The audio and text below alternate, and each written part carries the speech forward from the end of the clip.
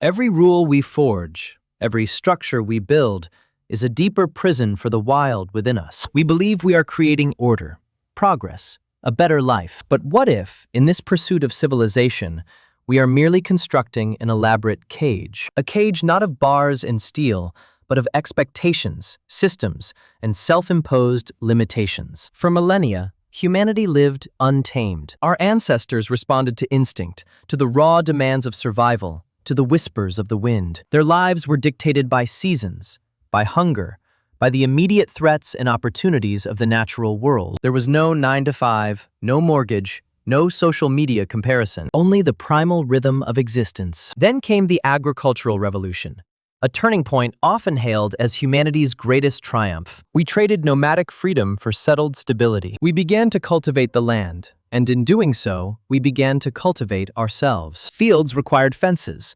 harvests required storage, communities required rules. The first seeds of civilization were sown, not just in the earth, but in the human psyche. Agricultural revolution, 10,000 BCE. We started to organize, to specialize, to build structures that would outlast our individual lives. This was the beginning of the Great Containment. The wild, untamed spirit that once roamed free was now being asked to conform, to be productive, to be predictable. It was a subtle shift, almost imperceptible at first, yet utterly profound. As societies grew, so did the complexity of their rules. Laws emerged, not just to prevent chaos, but to control behavior, to dictate morality, to standardize existence. Think of Hammurabi's Code, one of the earliest and most comprehensive legal systems. Code of Hammurabi, 1754 BCE. It prescribed punishments for theft, regulated commerce, and even defined social hierarchies. It was an attempt to engineer human nature,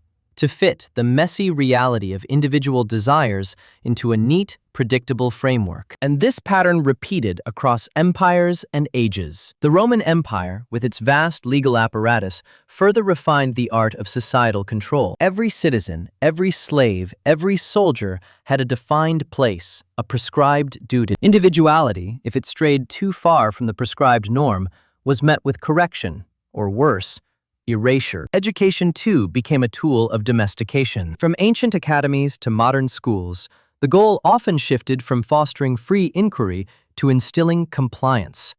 Children were taught not just facts, but how to sit still, how to obey, how to think within established parameters. This systemic channeling of young minds began to shape generations into dependable cogs for the societal machine. The very concept of childhood as a protected, structured period is a relatively recent invention of civilization. For most of human history, children were simply smaller adults, integrated into the raw struggle for survival. This structured childhood, while offering protection, also began the long process of internalizing societal norms from birth. We were being prepared, not for the wilderness, but for the cubicle. In our modern world, the cage has become invisible, woven into the fabric of daily life. Our urban landscapes are a testament to this control. Grids of streets, identical houses, designated zones for work, living, and leisure. Every movement is tracked, every space designed for maximum efficiency and predictable behavior. Even our digital lives, seemingly boundless, are carefully curated. Algorithms nudge us towards specific content,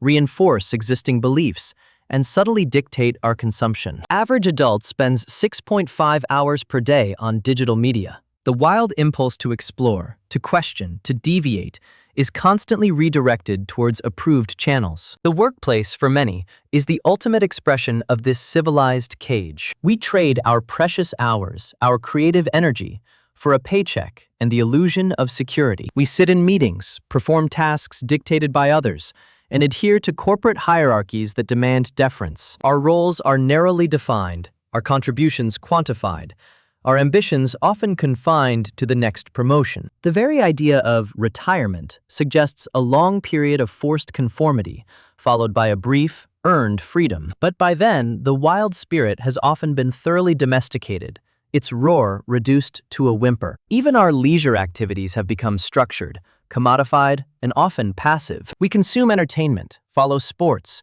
or engage in hobbies that are often prepackaged and predictable. The spontaneous, unscripted joy of true play, of simply being, is increasingly rare. We have swapped the vast, unpredictable wilderness for the carefully manicured park. The most insidious aspect of this civilized cage is not the external structures, but the internal ones we build ourselves. We internalize the rules, the expectations, the judgments. We become our own wardens, policing our thoughts, censoring our desires, fearing deviation. This self-surveillance manifests as anxiety, as a constant low hum of worry about fitting in, succeeding, being normal. The pressure to perform, to present a perfect image, to constantly optimize ourselves is relentless. We chase external markers of success, wealth, status, possessions, believing they will grant us freedom.